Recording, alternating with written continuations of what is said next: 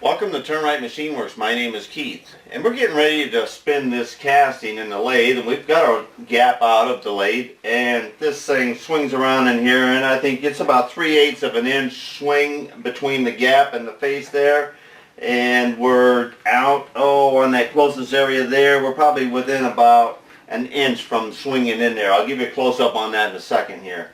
Now, we're going to go ahead and we're going to bore this out. And we're boring it to fit a cutlass bearing. Alright? And this has got to be a press fit. And this we bore out to the nominal. Your press fit is always figured in on your bearings. Alright. And we do this by swinging it in here because we can easily grab it with a 3-jaw and have it relatively run true with the hub that's cast in the middle there. After we do this, they'll probably take it, slide it up in place, and this is a replacement hub. Or strut. And he'll come back and we'll probably be drilling these in if he doesn't feel like drilling them in place there, but we'll be matching where he marks these holes here in each of these palms, and this bottom one here for the pintle skeg section.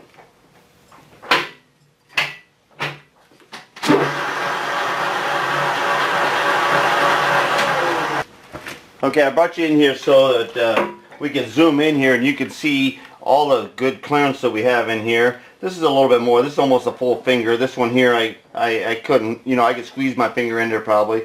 And then the long reach here, we're swinging that part there. So there's plenty of room here. There is nothing, if there's nothing that gets caught in there, then there'll be no problem swinging this. Alright, and I'm not going to swing it real fast. I'm kind of swinging it at a comfortable swing, and I can kind of listen to the RPMs of the machine, and it's not too far out of balance. I mean, you can almost stop it anywhere, so it's relatively balanced. All right.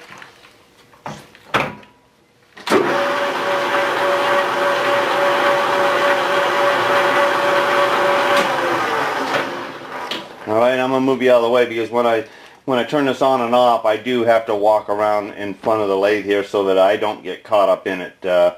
I don't tend to, want to take a ride inside the grinder here. Alright, we've already set our tool bit in here and tightened this down. We sharpened a bit. We kind of got a little bit of a lead angle to it here. And we also came in and we checked our clearance right back here. And it does look like we're going to clear. Alright, and we're going to bring it through. And we're hitting there a little bit here. Let me.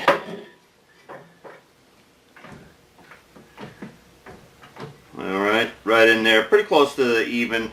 I'm going to set the dial at 0 here just so we kind of got an idea here. And yeah, and we were scraping just slightly there. Alright, we're going to go through at that diameter right there. We're going to first check and make sure that we're not rubbing back here. And we're tight everywhere here. And here we go.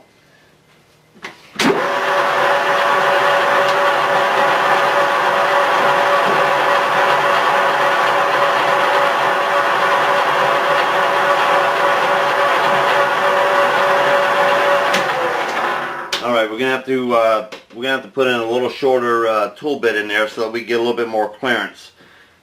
Because we're looking at the swing here, and we'll be taking a little bit more off of this side over here because it's thicker than it is over here.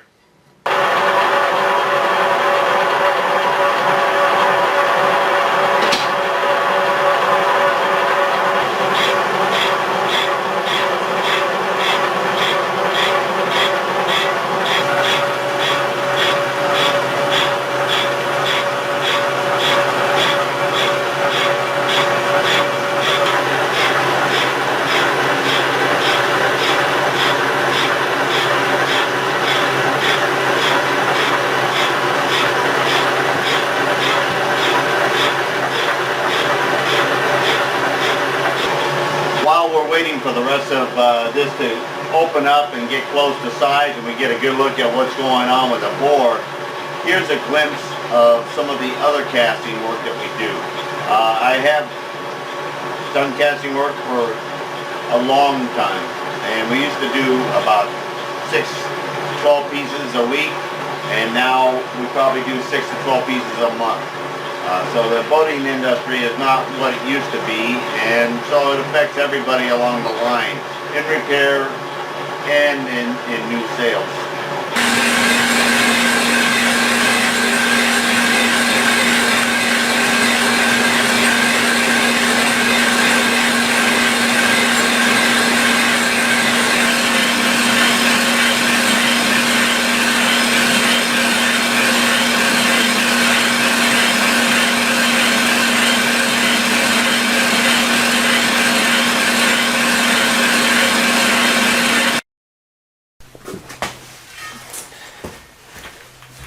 Alright, so yesterday we finished up this bore here, and we're getting ready. We're going to be taking this one out, sitting on the floor.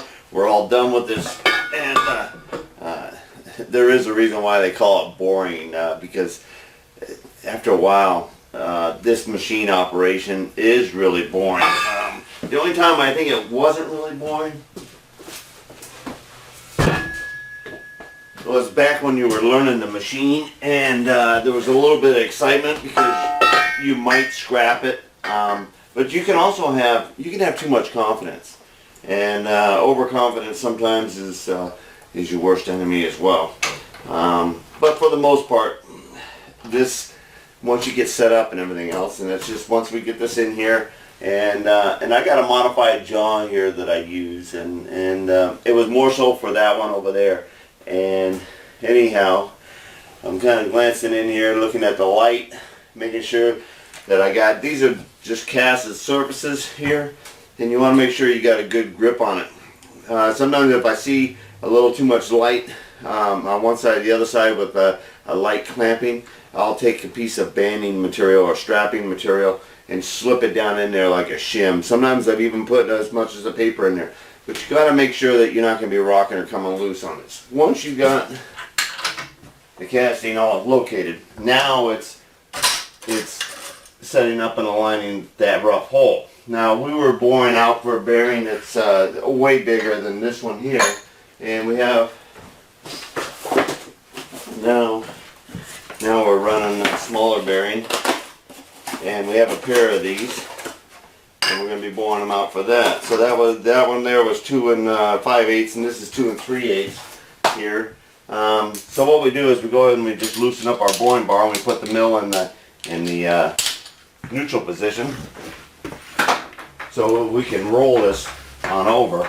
And then we go ahead and we bring this on in to where we're close to the bore here, but not hitting.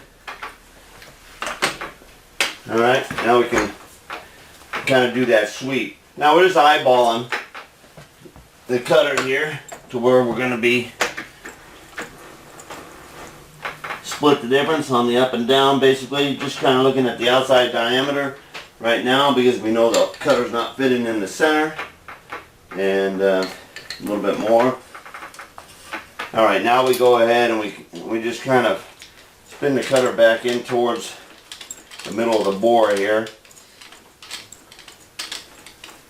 All we're doing is we're trying to establish a run that's going to go down through the bore with pretty relative alignment of the outside of the bore, so we're straight in line.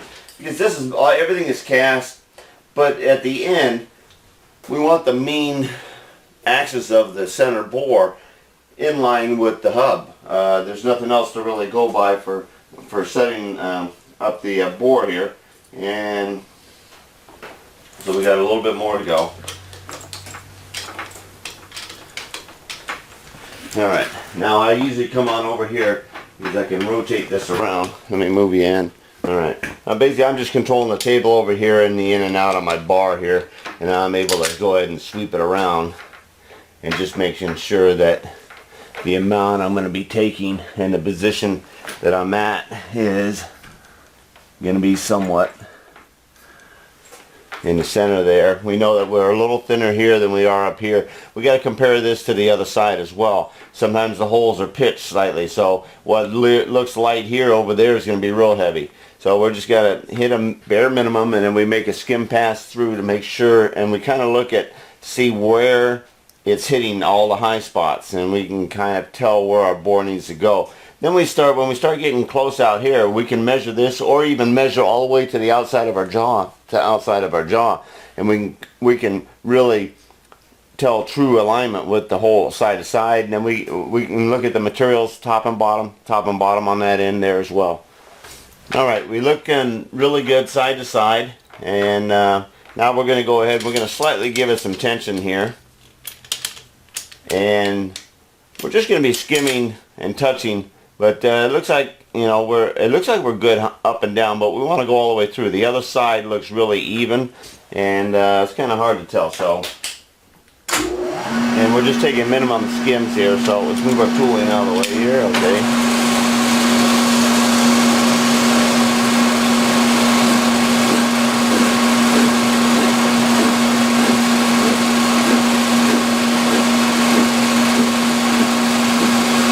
Barely touching. We're going to come on back and we're going to take like 25,000.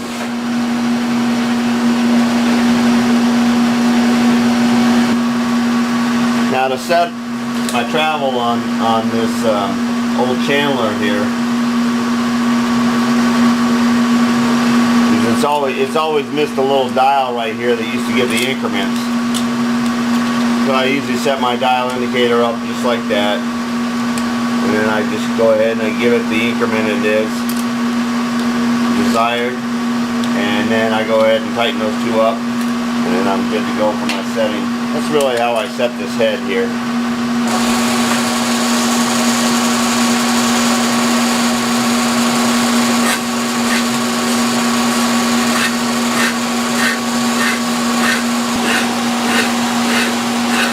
Alright, we're going to let that follow through, and we're going to keep an eye on it, and then after we get towards the other end, then we're going to set the table stop so that we can have this is going to be several runs going through this, and we got two of these struts, so we'll be able to set the stop so that we can go and do other things in the shop, and if it gets to the end of the travel, it's not going to crash into the vise.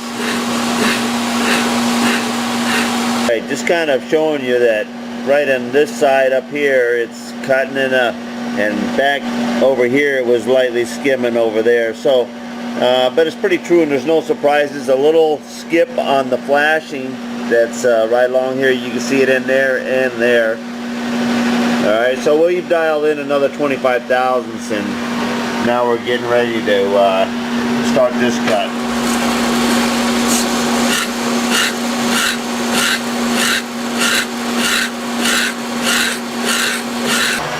Okay, we're pretty confident. We've actually already put our snap gauge through the bore there, and we are right on 1375, which is the diameter of this. Plus, they actually, when they grind these here, they give them like 1.5 thou or a little bit over. So, actually, if you had a reamer, you can ream that hole out. Of course, you wouldn't. Sometimes reaming manganese bronze tends to like drift off and everything. The other thing that was concerned there when we were starting this was getting it equal side to side. We got like 1 inch 260 there, and over here we got 1 inch 270. So we're actually 5,000 within 5 thousandths up and down. This material looks good here, and it also looks great over on this side here. All right, we're going for our last bore now, and we're going to go ahead and pop this one out and pop our next one.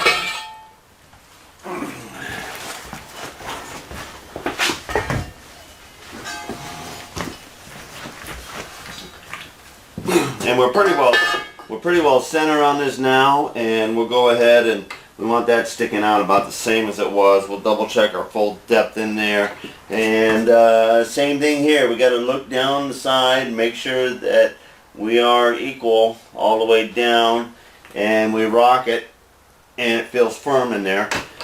All right, now we go ahead and we latch her down, and that looks good. Okay, now let's go ahead and get her unlocked and get her adjusted. Alright, we're cutting out, we're bringing an 1.25" Aquamet 22 rod through here because these, the two rudders that we're building here, we're putting in Aquamet 22 marine shafting material because that's what they call out for. And instead, this is very, very tough material, and it does waste away bandsaw blades, and it's not worth the wear and tear on a bandsaw blade. Alright, but I find a very simple way of actually cutting these off the length is right here in the lathe with the parting tool.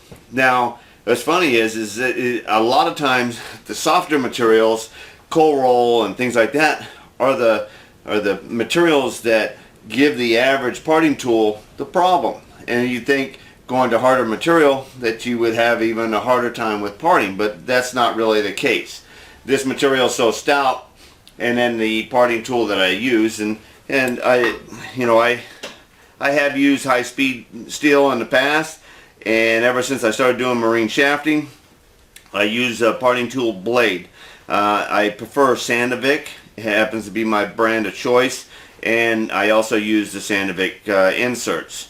And this insert design is of negative fashion, so it creates a positive push on your bit, and you actually have to push it in. But when you're pushing it in, it's an easier push than most of the time, and also it has less tendency of sucking the bit, and sucking the bit is where you get all the accidents on parting off. Well, I shouldn't say all the problems. You can gall on the side, and then it's going to come in and it's going to squeeze your bit until it collapses under downward pressure as well. Either way, it's going to give you the same results, and it's going to snap off or shear your blade or break your holder. Alright, so anyway, I'm going to go ahead and I get this in here. What I like to do here is, there's a lot of different ways to go ahead and square up your tool holder. Alright, and also too, you want to make sure, we're going to be sliding this out, and we got basically 18-inch lengths or so here. So we're holding this over the steady rest over here, and I'm going to show you that in a minute. And that's what keeps parting off long items capable in the lathe with no vibrations and problems like that. You ever had something sticking out here freely and you parted it off? You've had problems of harmonics from this part out here going, you know, and it really driving you crazy at the least. So anyway, let's go ahead, and because I want this parting tool to come in here square, I'm going to use my block surface right here against this shaft, and I'm just going to lightly put it there so it's not it's not rattling, and it's held true to the axis of the shaft. And then I'm going to go ahead and just lightly back it off, and then just kind of stare down and look at the light in there.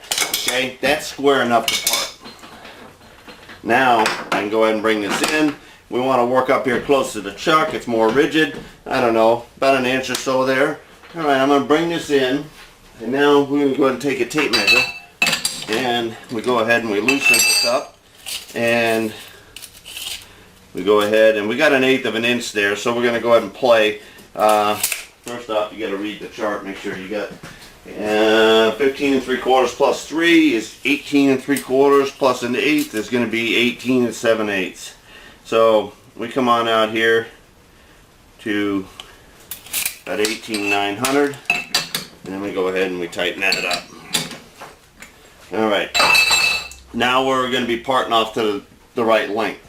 Now we want to go ahead and set the steady rest, and we're going to slide this in. You might as well, be in as close as possible. The tighter and more rigid you make your setup, the better off you're going to be in the long run. Now we'll spin this, and then we're going to adjust each roller in where it needs to be.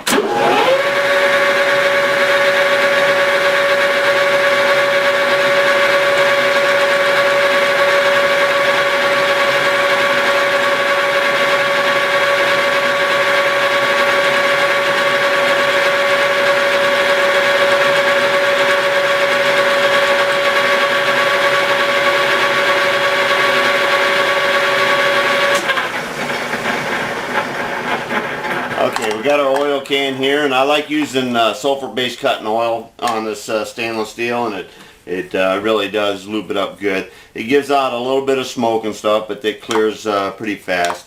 and it doesn't take us very long to go through here at all.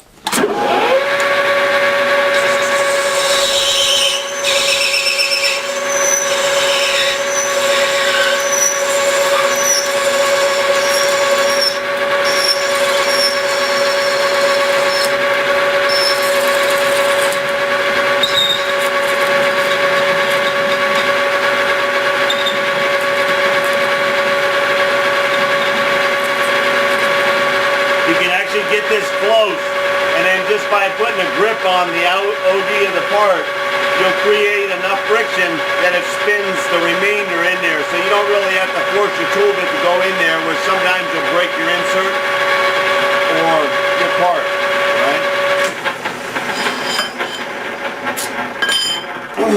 And then just double check, make sure, and 18,800. So I had purposely given it about 50 thousandths over. It's just that, you know, it doesn't hurt you to be a couple thousandths heavy. It doesn't, you know, it's just a rudder post here. And I'm just using the engineering gauge so I don't have the fractions all out there. All right, let's go ahead and bring out another length. We got 2 of these rudders to do.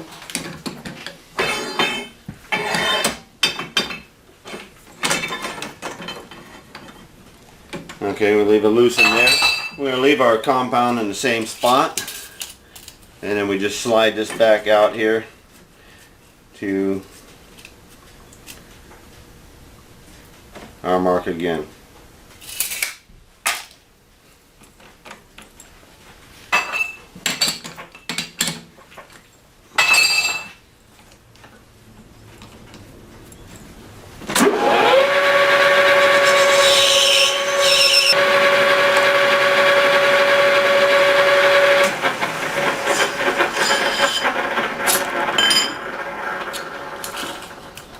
Same thing, 18,800. All right, we'll go ahead and we just got to break these corners here, and then we're going to go cut the keys in there. And we got to get that rudder blade out and change it over to the other one and keep up with the job.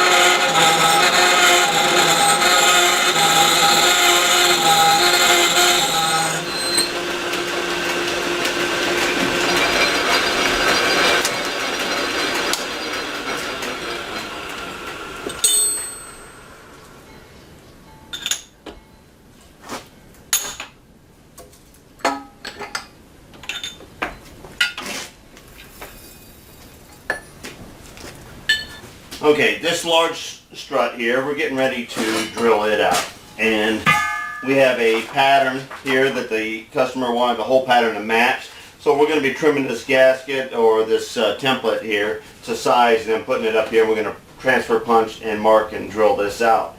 And we just went and got a large drill here so that we can reach that. And I'm going to take this out because I didn't tighten it. I'm not exactly here yet. But I wanted to point out here, and we're working on this strut over here, which is the sister or the mate to this strut. Now drilling these holes over here are fine as kind, easy. They're, you know, wide open to get to, especially with the strut leaning over this way.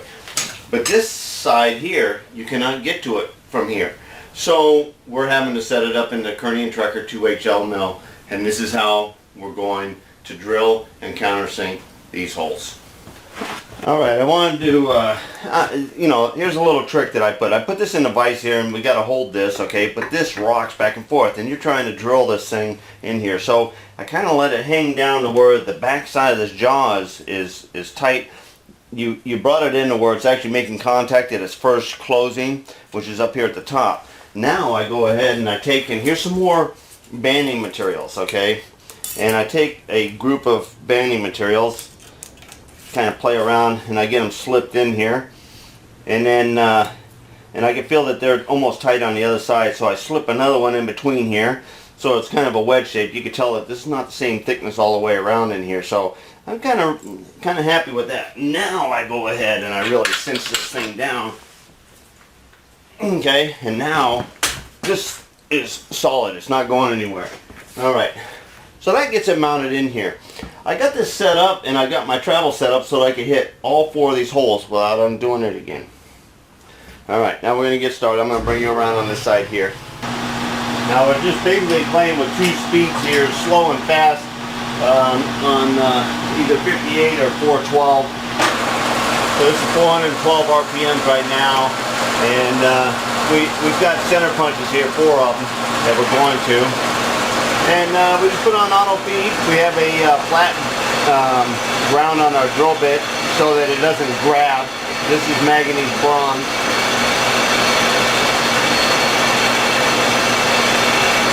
And this is basically just clearance for a 3/8 hole.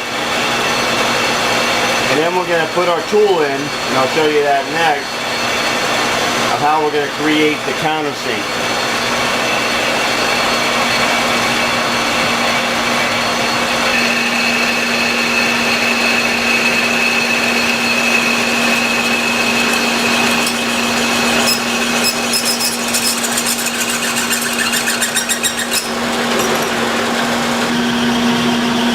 Pull out the drill, and now this is a piece of 3/8 rod, and we took and we silver soldered a tool bit on here, and then we ground the countersink angle on there, kind of gave it a sweep back like this, and we just stick this through the hole, and then we back this up into the chuck like this. All right, and it's free in there. Then we go ahead, we just tighten down our chuck on it.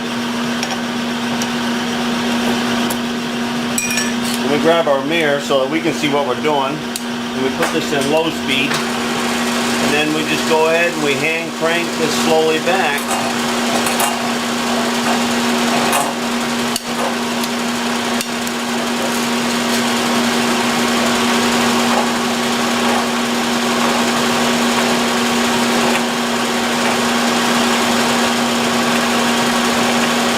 And there's a couple different ways that we look at it. When we're looking in the mirror, and but what we're basically watching, because this tool is made and designed so that when it gets out close to that outside edge there, that the point is no longer sticking out past the cut. We just let it kind of like spring cut right there, and then we're done. And we go ahead and we just pull it back, get our bit in here. And we go to the next hole. While we're moving it over the next hole, we switch into high gear.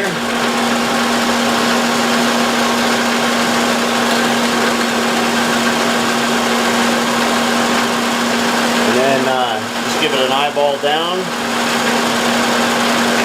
And a horizontal, just to make sure that you're not ramping either way. And then we put it in auto feed and let it feed through again.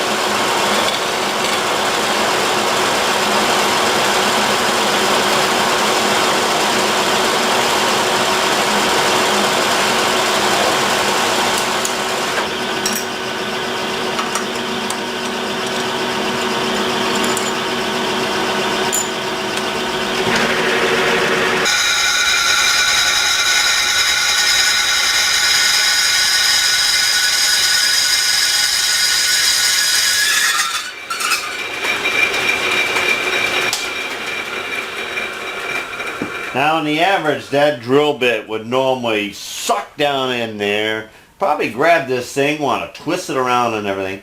And the only thing I did to the end of that drill bit was to grind just a vertical flat on both leading edges of the flute so that it becomes a flaky chip instead of a grabby curly chip, and it also lets you pierce through the other side without grabbing.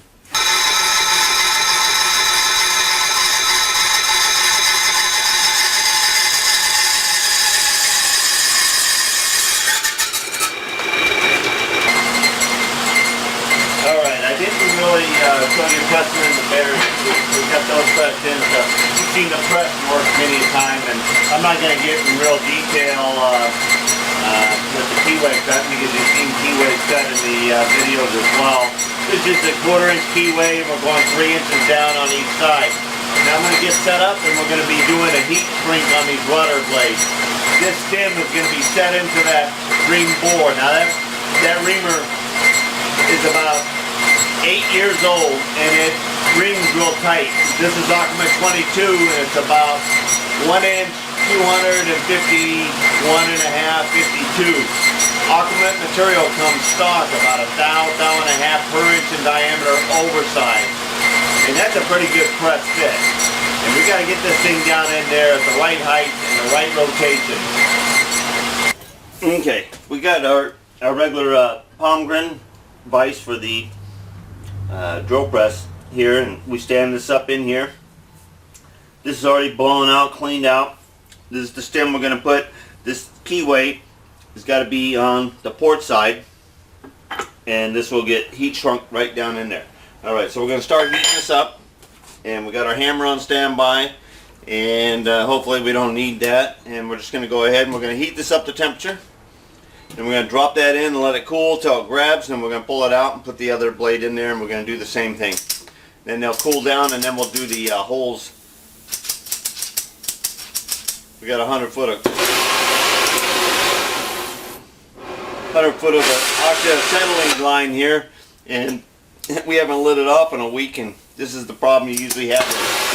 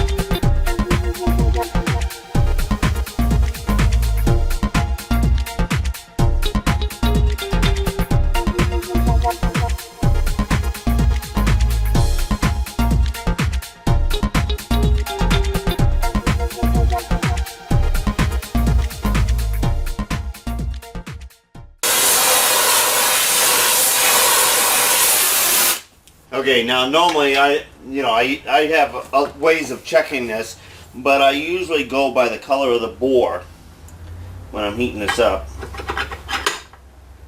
And then I go ahead and then just twist it until I align it, until I'm happy with it. And then I let it sit right there. And good. Okay, that's already grabbed a hold of that. Now I'm going to show you a little tip there on how you can gauge whether the hole's big enough to go ahead and stuff it down in there.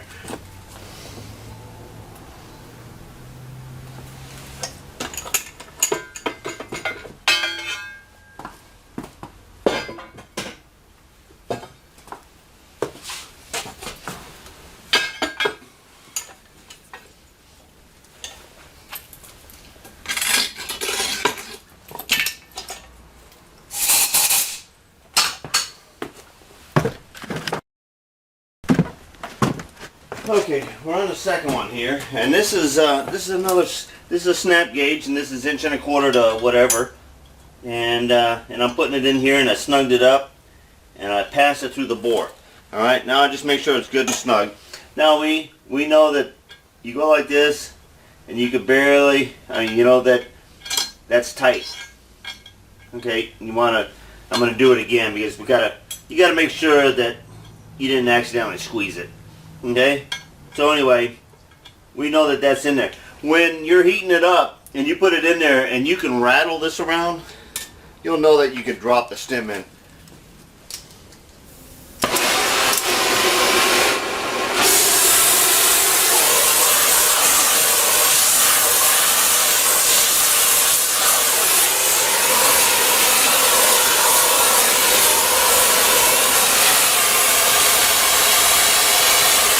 It's getting pretty sloppy.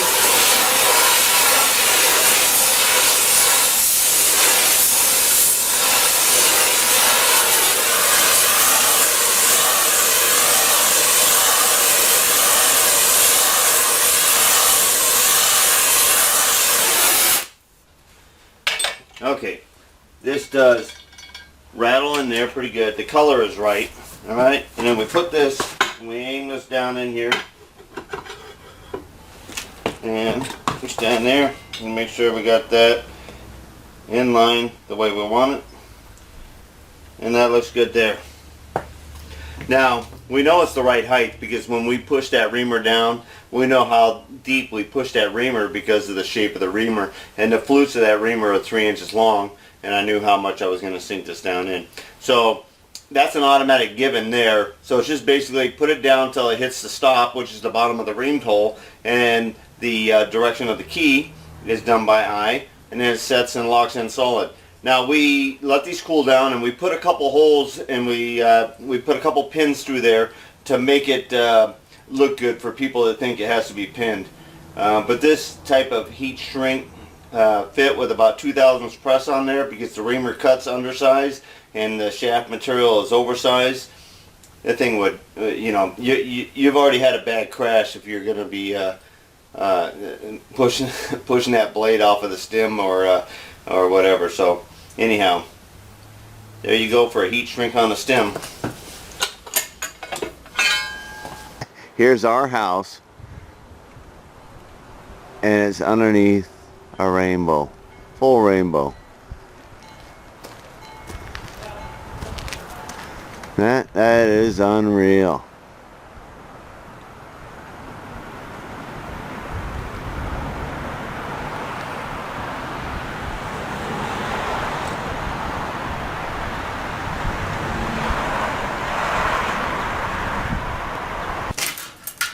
Alright, we've got a bronze casting laying here on the table, and this is a little pocket here when this was poured, or the casting was poured I should say, that there was a little debris that fell in, and this was the downside. And anyhow, it was a piece of sand that was raised up, and it made a little tiny pocket.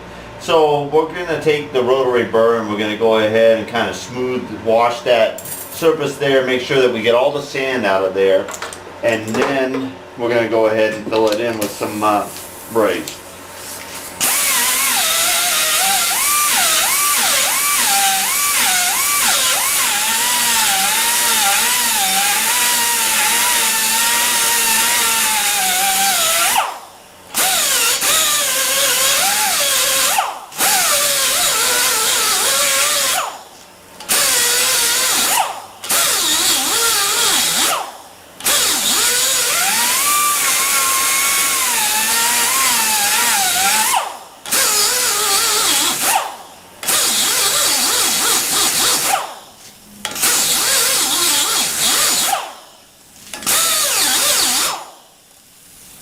Okay, we're all the way down the bottom. It's a nice radius bowl there. We should be able to add it in. The reason why we need to fill that in is just so that it doesn't become a stagnant pocket where electrolysis can build.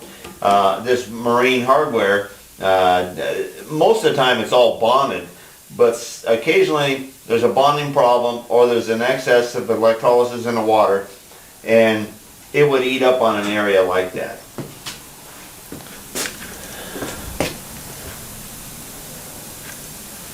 Alright, let's go ahead and we can go ahead and get our rod and our TIG torch set up here, and we'll be right back. Okay, I'm using a 332 tungsten and a regular gas nozzle, number 7 cup, and this is regular LBDB brazing rod, just a general purpose brazing rod. And I'm going to go ahead and we're going to just dab in a little bit here and just fill the bottom.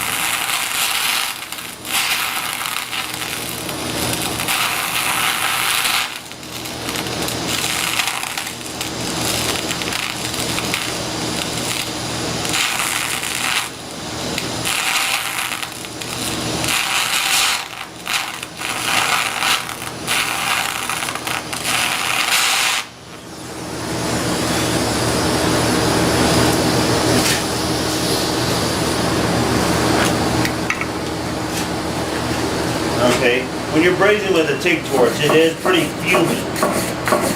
And sometimes you gotta go ahead and then you gotta ease back to the puddle itself and actually force it to fume and blow in and smooth out. Alright, so we've got that added in there now. We're gonna let it cool down and we're gonna sand that free.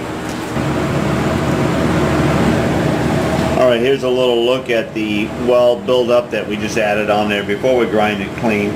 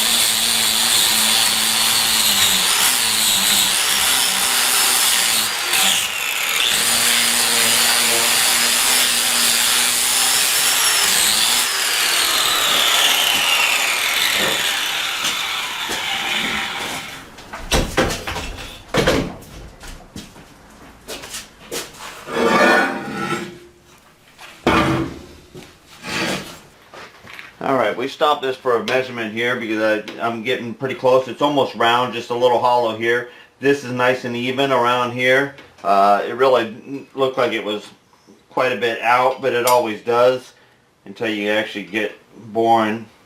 And this isn't the first one I've done, so looks like the first time I worked a snap gauge though, huh?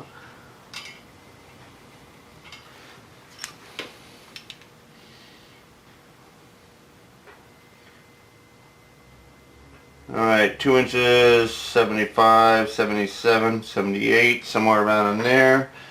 Okay, so we got just about 100 thousandths to go.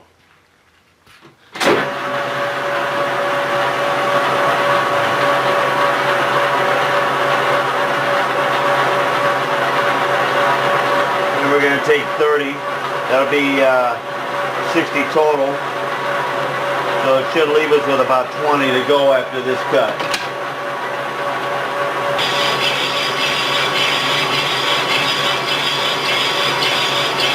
I believe that's cutting all the way around. It's a little thin in one spot, but it is cutting all the way around.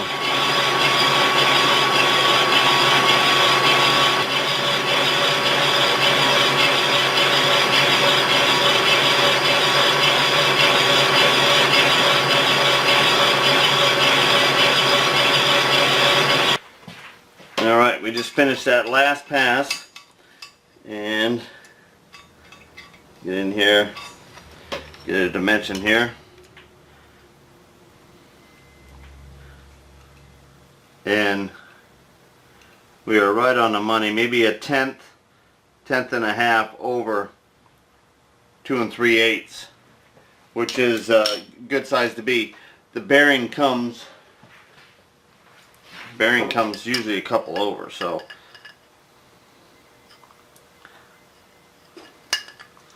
and not always round, so I'm getting like 2 1/2 to 1 1/2 right there. So when it gets pressed in, it will be round and it will be a good press fit in there. Alright, we gotta cut the bearing off the length and then we'll press it in. We have a couple set screws to put in also.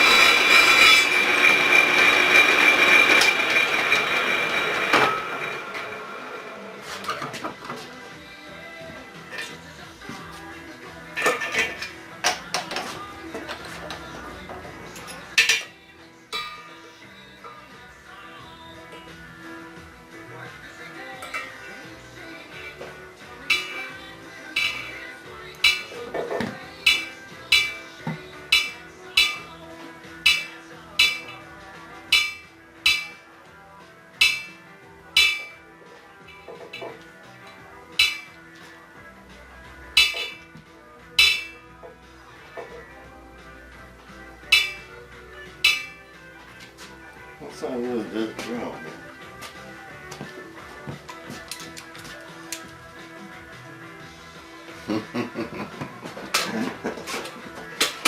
The tap drill's a little cheap, huh?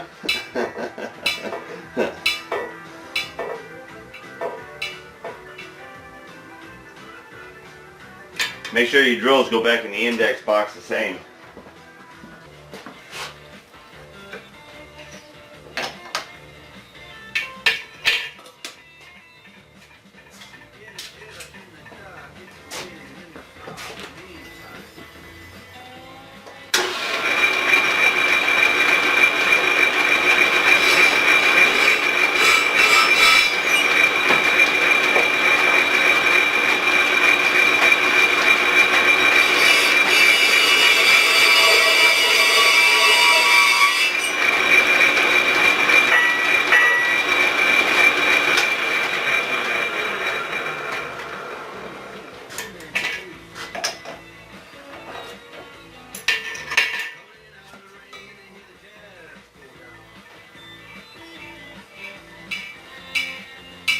$15,000 or so does make a difference on.